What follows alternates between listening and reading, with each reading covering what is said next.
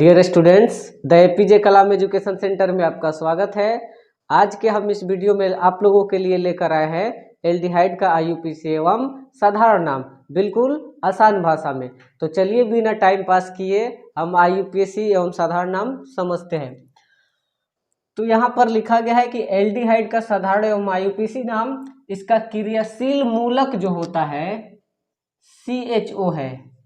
यानी जिस प्रकार से हर कार्बनिक यौगिक का एक क्रियाशील मूलक होता है जिससे उसको समझा जा सकता है, जिससे यौगिक का रासायनिक और भौतिक गुण निर्भर करता है। जैसे अल्कोहल का क्रियाशील मूलक OH था और उसके बाद कीटोन का CO था। तो इस हिसाब से बहुत सारा क्रियाशील मूलक होता है। उसी प्रकार से एल्डिहाइड का भी क्रियाशील मूलक होता है CHO। तो ऐसे आप याद रख सकते हैं, CHO एल्डिहाइड का क्रियाशील मूलक होता है। इसको एक अन्य रूप में ऐसे भी लिखा जा सकता है, सिंगल बॉन्ड, और यहाँ पर ऑक्सीजन को डबल बॉन्ड के साथ दर्शा सकते हैं और यहाँ पर हाइड्रोजन को सिंगल बॉन्ड के साथ दर्शा सकते हैं। तो अगर इस रूप में भी लिखा रहे तो ये भी आपका क्या होता है, एल्डिहाइड का क्रियाशील मूलक होता है। ये ऑब्जेक्टिव विशेष खास तौर से ऑब्जेक्टिव के लिए है, इस रूप में भी दे सकता है या फिर इस रूप में। जैसा कि ये पहले से भी आप लोगों को पता है कि कार्बन और ऑक्सीजन के बीच जो बंधन होता है डबल बॉन्ड होता है, यानी द्विबंध होता है। हाइड्रोजन क्या होता है, सिंगल बॉन्ड। तो इसको इस तरीके से भी दर्शाया जा सकता है और इस तरीके से भी दर्शाया जा सकता है। तो ये था हमारा क्रियाशील मूलक, इसको भी याद रखना जरूरी है क्योंकि यही एक पहचान है, अलग अलग कार्बनिक यौगिकों का ये एक पहचान है। तो आइए समझते साधारण नाम। एल्डिहाइड का साधारण नाम कैसे करेंगे? तो एल्डिहाइड का साधारण नामकरण करने के लिए कार्बन का ऋण नाम देखा जाता है। सबसे बड़ी बात यह है, इससे पहले हम लोग कार्बन के नाम को एल्किल रूप में हम लोग देख रहे थे, लेकिन अब यहाँ से इसका साधारण नामकरण करने में थोड़ा सा बदलाव, चेंजिंग होता है। इसका मेन मुख्य रीजन ये है कि इसका नामकरण करने के लिए इससे प्राप्ति के मूल स्रोत पर डिपेंड करता है। जैसे में फॉर्मिक अम्ल, यानी फॉर्मिक अम्ल जो होता है वो लाल चींटी से प्राप्त किया जाता है, तो इसलिए उसका नाम है फॉर्मिक अम्ल होता है। तो उसका रासायनिक सूत्र होता है COOH, और इसमें पहले लगा देंगे H। तो ये फॉर्मिक अम्ल होता है, मतलब एक कार्बन के साथ COOH के साथ एक हाइड्रोजन जुड़ा रहे तो ये उसका रासायनिक सूत्र हो जाता है। तो इसका डिटेल्स हम लोग थोड़ा सा इस टॉपिक के बाद पढ़ेंगे कार्बोक्सिलिक अम्ल में। तो ये प्राप्ति के स्रोत के नाम के आधार पर रखा गया है। तो इसमें भी जो साधारण नाम इसका किया जाता है, तो प्राप्ति के स्रोत के आधार पर एल्डिहाइड का साधारण नामकरण किया जाता है। तो इसलिए अब इसमें कार्बन का एल्किल रूप नहीं देखा जाता है, बल्कि कार्बन का ऋण नाम देखा जाता है। और ऋण नाम क्या होता है, देखिए, फॉर्म, एसिड, प्रोपायन, ब्यूटर, वेलर में एल्डिहाइड सब जोड़ दिया जाता है। मतलब क्या, कहने का मतलब ये है कि अगर आपके पास एक कार्बन है तो उसका ऋण नाम लिखा जाता है, फॉर्म लिखा जाता है। अगर आपके पास दो कार्बन है तो उसको एसिड लिखा जाता है, और आपके पास 3 कार्बन है तो उसके लिए प्रोपायन लिखा जाता है। आपके पास 4 कार्बन है तो उसका ऋण नाम क्या होता है, ब्यूटर होता है। अगर आपके पास 5 कार्बन है तो इसका ऋण नाम वेलर होता है। तो इस तरीके से, इससे ज़्यादा आपसे सवाल नहीं पूछेगा, तो आप इसको याद रख सकते हैं। एक कार्बन का ऋण नाम होता है फॉर्म, 2 कार्बन के लिए ऋण नाम होता है एसिड, 3 कार्बन का ऋण नाम होता है प्रोपायन, 4 कार्बन का ऋण नाम होता है ब्यूटर। तो इस आधार पे साधारण नामकरण किया जाता है। बड़ा सिंपल है, बहुत ज़्यादा भारी नहीं है। फॉर्म, एसिड, प्रोपायन, ब्यूटर, वेलर में क्या जोड़ देना है आपको, एल्डिहाइड शब्द जोड़ देना है। आपका क्या हो जाएगा, एल्डिहाइड का साधारण नाम। हम इसको बड़ी आसानी से उदाहरण के माध्यम से समझ सकते हैं। मान लीजिए इसका CHO होता है, यानी इसका क्रियाशील मूलक CHO है। तो इसमें अगर एक कार्बन लगा देते हैं तो यहाँ पर क्या लग सकता है CH3 यानी CHO। तो अब एक बात विशेष रूप से ध्यान देना है कि क्रियाशील मूलक में भी कार्बन है, तो इसका मतलब वो भी कार्बन गिनती में आएगा। तो अब ये क्रियाशील मूलक में कार्बन पहले से मौजूद है, एक एल्किल समूह का कार्बन जुड़ा हुआ है, तो ये 2 हो गया। तो इन 2 कार्बन की वजह से क्या लिखा जाता है एसिड, और इसमें क्या करना है अंत में एल्डिहाइड शब्द जोड़ देना है। तो SALD हाइड जोड़ देंगे तो इसका साधारण नाम क्या हो जाएगा एसिटल डिहाइड, एसिटल डिहाइड, एसिटल डिहाइड, इसका नाम हो जाएगा एसिटल डिहाइड। तो इसी आधार पे हम लोग इसका साधारण नामकरण करते हैं। और IUPAC नामकरण में बड़ी आसान है। IUPAC नामकरण देख लीजिए। IUPAC नामकरण करने के लिए एल्डिहाइड का साधारण नामकरण करने के लिए यहाँ पे IUPAC रहेगा, IUPAC।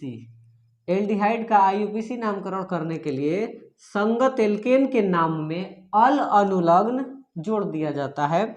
तो इसका मतलब अगर इसी का हम लोग साधारण IUPAC नाम देखेंगे तो 2 कार्बन है, 2 कार्बन का अल्क रूप क्या होता है, तो 2 कार्बन का अल्क रूप होता है एथेन होता है। तो एथेन में क्या जोड़ देना है, एथेन में क्या जोड़ देना है, एल्केन में अल अनुलग्न जोड़ देना है। तो अल जोड़ेंगे तो ये क्या बन जाएगा एथेनल, इसमें से अंतिम में से ई हट जाएगा, Al जुटेगा तो एथेनल, इसका नामकरण हो जाएगा एथेनल। ये IUPAC नामकरण हो गया और ये आपका साधारण नामकरण हो गया। तो इसको बहुत अच्छा से सीरियल नंबर से एक के बाद एक उदाहरण के माध्यम से समझते हैं।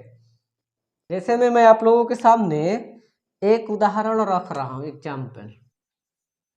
पहला उदाहरण, मान लीजिए खुद एक कार्बन क्रियाशील मूलक में भी है, तो इसके साथ केवल एक हाइड्रोजन जोड़ देंगे। रीजन क्या है, एक कार्बन रख के देखते हैं, एक कार्बन भी तो होता है, तो एक कार्बन या हाइड्रोजन, इसी को इस रूप में भी दर्शा सकते हैं, hydrogen single bond, double bond, ये ऐसे। तो इस तरीके से जब दर्शा देते हैं तो ये क्या हो जाता है, संरचना सूत्र हो जाता है। तो जब संरचना सूत्र हो जाता है तो इसमें एक कार्बन है, और एक कार्बन के लिए मैंने बताया है आप लोगों को, एक कार्बन के लिए ऋण नाम क्या रखना है, फॉर्म। तो ये फॉर्म लिख सकते हैं। और इसमें क्या बोल रहा है, एल्डिहाइड शब्द जोड़ देना है, फॉर्मल अल्डिहाइड, डिहाइड। तो इसका नाम हो जाता है फॉर्मल डिहाइड, फॉर्मल डिहाइड। तो इसका ये साधारण नाम है, फॉर्मल डिहाइड आपका क्या है, साधारण नाम है, बड़ी आसान है।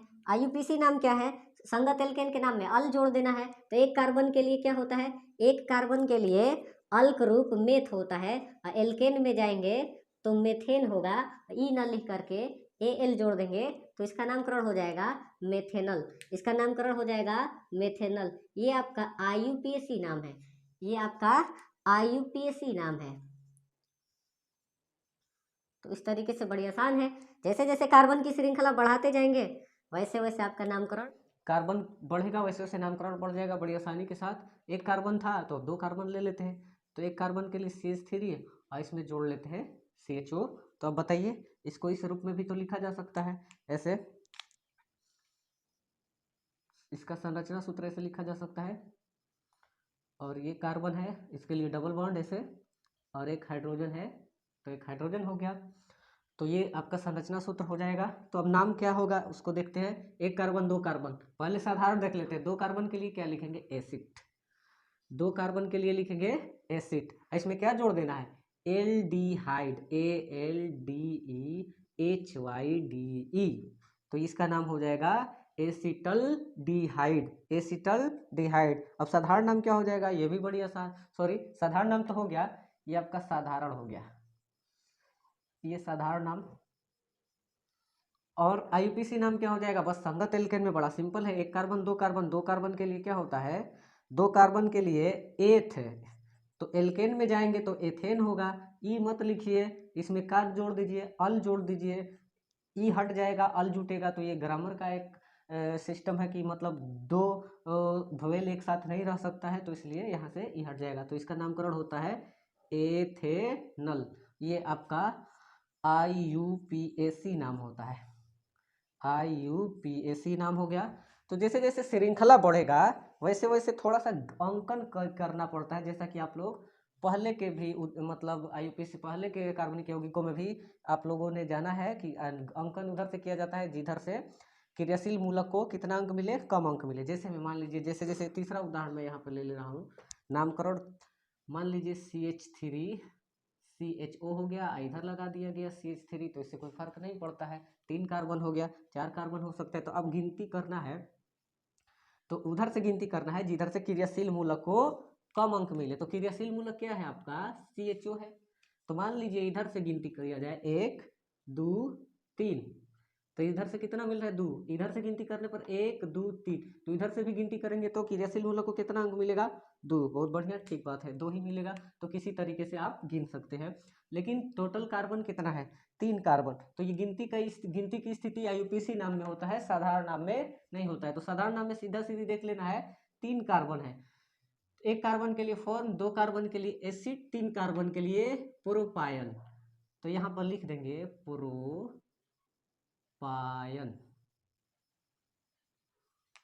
अब इसमें जोड़ना क्या है आपको, एल्डिहाइड।